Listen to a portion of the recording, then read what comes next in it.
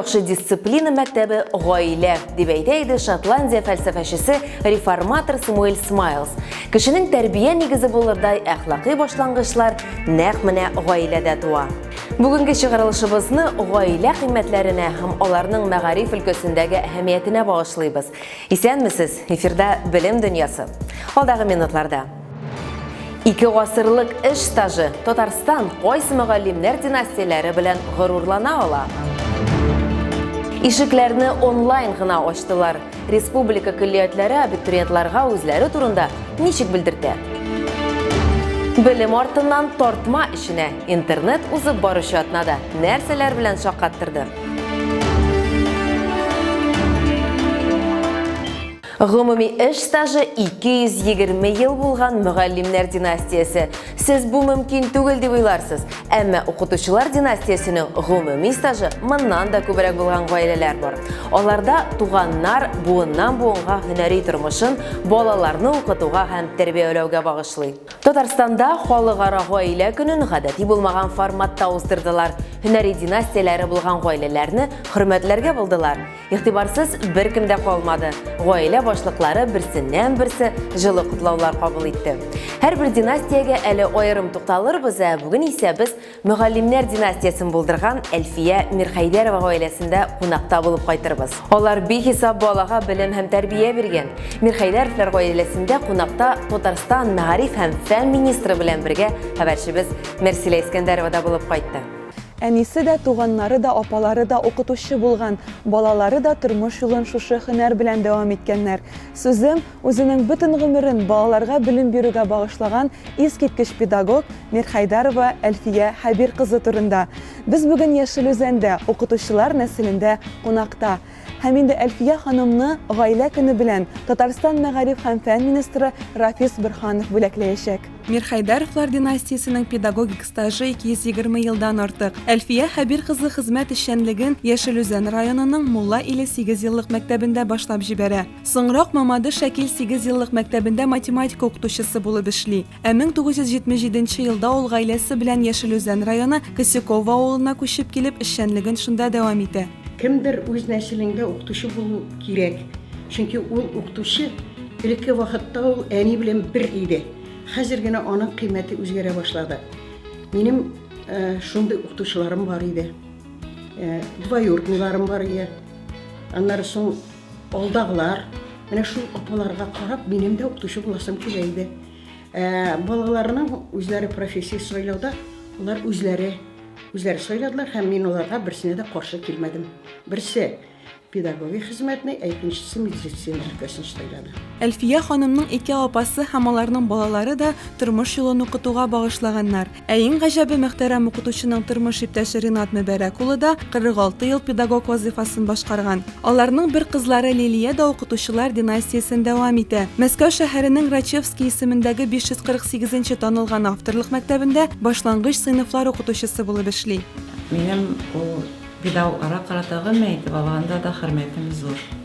Чөнки аларга нигез балачактан салына. Менә хәзер без инде үзебезнең өлкән буыннан күргәнбез икән, дәвамчысы булып торабыз. Инде бездән инде яшьләр үрнәк алалар. Менә минем кызым да бүгенге көндә Арча педагогик көллиятендә белем ала.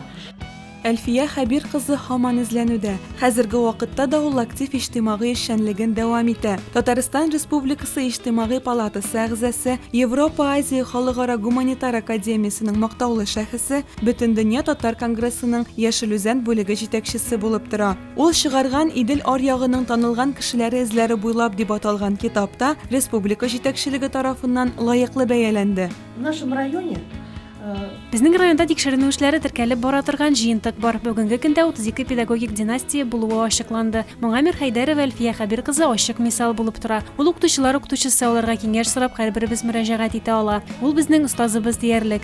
Әлфия ханымны гаилә көнендә чәчкәләргә, бүләкләргә, җылы сүзләргә күмделәр. Ул моңа һичшиксез лаек шәхес. Дистә еллар яраткан профессияңа хезмәт куюның җимеше педагогның бүгенгесе. Аны һәрберсе хөрмәтли. Монда көнне башлау бу Әлфия Хәбирның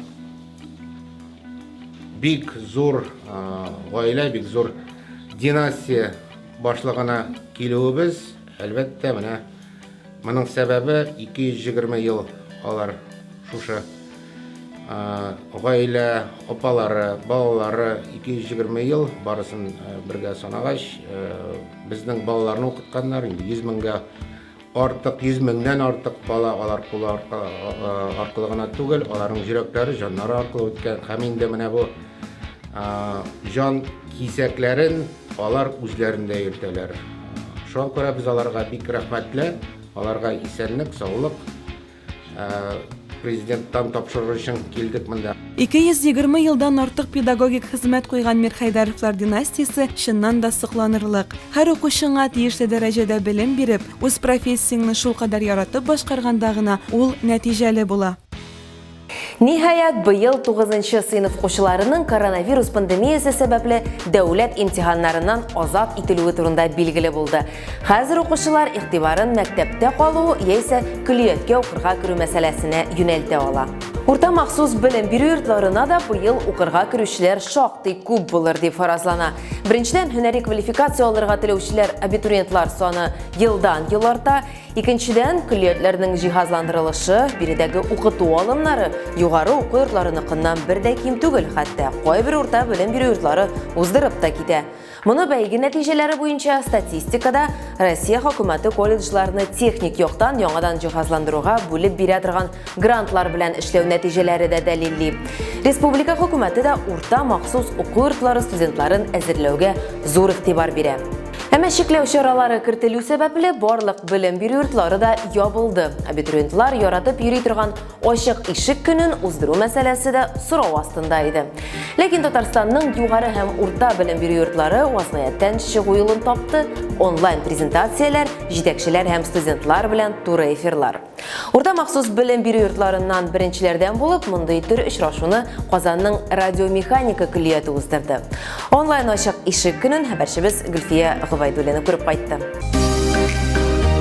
Казан шәһәренең радиомеханика көллияте беренчеләрдән булып онлайн режимда ачык ишекләр көне үткәрде. Туры эфир кысаларында һәр укытучы үзе укыткан фән турында мәгълүмат җиткерде. Көллият бүгенге көндә республика икътисадының иң кирәкле юнәлешләре – электроника, машина төзелеше һәм процесслар белән идарә итү буенча белгечләр әзерли. Радиоаппарат строения – это специалисты готовятся создавать радиоаппараты, производить. Радиоаппарат төзелеше белгечлегендә студентлар радиоаппарат булдырырга, аларны җыю, монтажлау, киләү эшләрен башкарырга әзерләнәләр. Шулай ук электрон җайланмалардан файдаланачаклар. Кирәк вакытта аларның дөрес эшләү тәртибен тикшереп тору, ахыр чиктә хәтта ремонтлый да белергә кирәк. Шуңа күрә дә биредә белем алучылар җайланма белән генә түгел, бик күп махсуслаштырылган контроль, үлчәү приборлары белән дә эшләргә әзер белгечләр булып чыгалар. Быел радиомеханика көллиятенә укырга керергә теләүчеләр өчен 150 бюджет урыны каралган. Ә иң мөһиме, бернинди дә сынау имтиханнары тапшырырга кирәк түгел. Конкурсны аттестат билгеләренә карап үткәрәләр һәм иң-иңнәрен сайлап алалар. Шулай ук әлбәттә студентларны түләүле формага да кабул итәләр. Прием абитуриентов на этот год запланирован на... Быел абитуриентларны кабул итү 1 июньгә планлаштырылган. Әлбәттә, барлыкка килгән эпидологик хәлләр сәбәпле кабул итү вакыты үзгәрергә дә мөмкин. Без моны абитуриентларның сайтлары һәм социаль челтәрләр аша хәбәр итәчәкбез. Көллияттә укучылар өчен тагын бер кызыклы факультет – режиссура факультеты бар. Тормышларын иҗат белән бәйләргә теләгән укучыларга монда бөтен мөмкинлекләр дә каралган. Студентлар көллиятне тәмамлаганнан соң Казан дәүләт мәдәният институтында белемнәрен дәвам итә ала. После 9 9-нчы сыйныфны тәмамлаганнан соң без 3 ел уңайлык уга студентлар кабул итәбез. Биредә алар актерлык осталыгы, сәхнә сөйләме кебек һөнәрләргә һәм сценарий язарга өйрәнәләр. Өлкән курсларда алар икътисад, менеджмент, бухгалтерия кебек фәннәр белән танышалар. Ә 4-нче курста алар үз эшләрен яклыйлар. Ул диплом яклау һәм үзенең мероприятиеңне тәкъдим итү. Туры эфир барышын укытучылар сорау-җавап форматында алып барды. Чыгарылыш сыйныф укучылары һәм аларның әти-әниләре үзләрен кызыксындырган сорауларга җаваплар ишеттеләр. Абитуриентларның киләчәге үзләренең кулында. Төп мәсьәлә барлык булган һөнәрләрдән үзләренә генә туры килгән бер һөнәрне сайлап алырга һәм алданмаска. Абитуриентлар сайларга курыкмасыннар иде. Максатчан булсыннар иде, батыр булсыннар иде һәм Казан радиомеханик көллияте аларны көтеп кала. Ел ахыры якынлашып килә, 9-нчы сыйныфларга имтихан тапшырасы юк. Киләчәк турында уйланырга менә дигән вакыт. Дистанцион белем алырга телисең икән, аны картон тартмада яисә кәрәзле вышкада алып була. Құшақлашырға тілесең, яңа алымын ойлап тап. Ағымдағы атнада мәғариф өлкәсенең интернеттағы тағын нинди қызықлы мезгілләре бар. Нияз Рахман рубрикасында.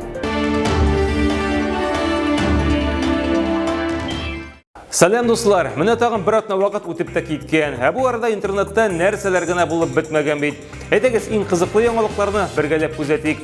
Күпчелек яңалык әлбәттә шул коронавируска бәйле. Миңа калса, бу авыру аркасында иң күп зыян күрүчеләр балалар. Аларга да түземлек өчен компенсация итүләргә кирәк. Менә шундый мисалларның берсе Забайкалье төбәгендә. Анда кесә телефоннары, компьютер һәм гомумән интернет булмаган мәктәпләрдән читтә торып укуны 3 кагаз коробка ярдәмендә оештырганнар. Мәктәп бинасы янына куйган тартмаларның берсенә үй эшләре, икенчесенә тикшерелгән дәфтәрләр, өченчесенә тикшерергә кирәк булган дәфтәрләрен суаллар икән. Эш системасы бик гади. Киләсең дә алып китәсең. Онлайн дәресләрдә үткәреп ятасы юк. География, химия, русский, черчение. Помогите, чем можете. Артык белемгә тартылуның икенче ягы да бар. Пермь өлкәсенең Новопетровка авылында мәктәп укучылары үй эшләрен укытучыларга җибәрү өчен электә челтәре баганасына менәргә мәҗбүр була. Авылда интернет начар булу сәбәпле шундый адымга бара балалар. Шунысы кызык, баганага менү әтияне күзәтү астында булган. Интернетны яхшырту өчен күчәткә сорап алар инде беренче тапкыр җирле администрациягә мөрәҗәгать итә. Тик нәтиҗәсе генә булмый. Җирле түрәләр хәзер әтияниләрнең үзләрен гаепли башлаган. Имеш укучыларның гомерләренә куркыныч тудырганнар. Баганага менгән балаларны хәзер исә исәпкә кую белән дә куркыталар. Бит аларның бартык икелеген аласы килмәгән. Мы уйдем на вышку, залазим, оттуда отправляем домашнее задание. Снег не снег, дождь не дождь, они идут и делают. Америкада бер укытучы үз укучыларын шул кадәр сагынган ки, хәтта ничек кучаклашу юлларын уйлап таба. Индиана штатындагы әлеге хәлне хәзер бөтен дөнья күзәтә. Карантин вакытында үз укучыларын сагынган укытучы ханым ишеккә ашау өчен куллана торган пакетлардан кучаклашу өчен җайланма ясый.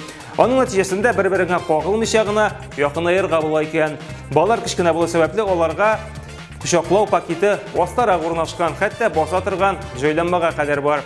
Инде 14 бала укытучысы янына килеп киткән диләр.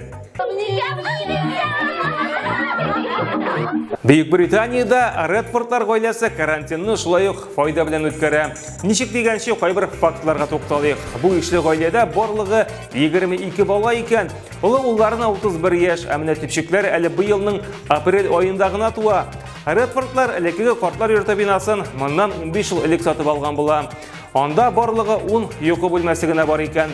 Карантин вакытында алар үз бакчаларын танымаслык итеп үзгәртә. Гаилә исә 48 сәгать эчендә аквапарк, тоганнар һәм уеннар майданчыгы төзеп куя. Бердәмлектә көчлеләрме әле?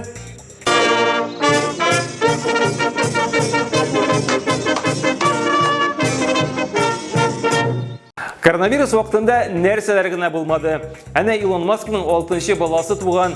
Әлбәттә, аның гаиләсен бу зур вакыйга белән котлыйбыз. Ләкин исем кушканда Илон Маск тагын шаккап тора. Балага исә бик тә сәер исем кушалар. XAE-A12. Әлбәттә, Маск үз аңлатмасын да бирә. Монда берничә мәгънә бар дия тикше. 12 саны мәсәлән тарихтагы иң текә очкышка бәйле икән. Тик менә балагына бу исемгә ләни шатланмас шул. Дәрестә тактага чакырганда да укучыларга шактый авырга туры киләчәк. Бу Петя Иванов, я булмаса Миша Сидоров кына түгел. В вашем классе будет учиться новенький. Зовут его Роман, а фамилия Синица. Бүгенгә менә шулар. Ни генә булмасын, һәр нәрсәгә елмаеп карагыз. Очрашырбыз. Рубрикабыз геройы булырга, яисә сюжетларга кагылышлы комментарийлар калдырырга телисезме? Безнең социаль челтәрләрдәге аккаунтларыбызга рәхим итегез. Без сезнең белән француз язучысы Европа әдәбиятында реализм юнәлешенә нигез салучыларның берсе булган Анора де Бальзак сүзләре белән саубуллашырбыз. Гаилә һәр вакыт җәмгыятьнең нигезе булачак. Гаиләләрегезгә иминлек һәм олы мәхәббәт телибез. Киләсе очрашуларга кадәр.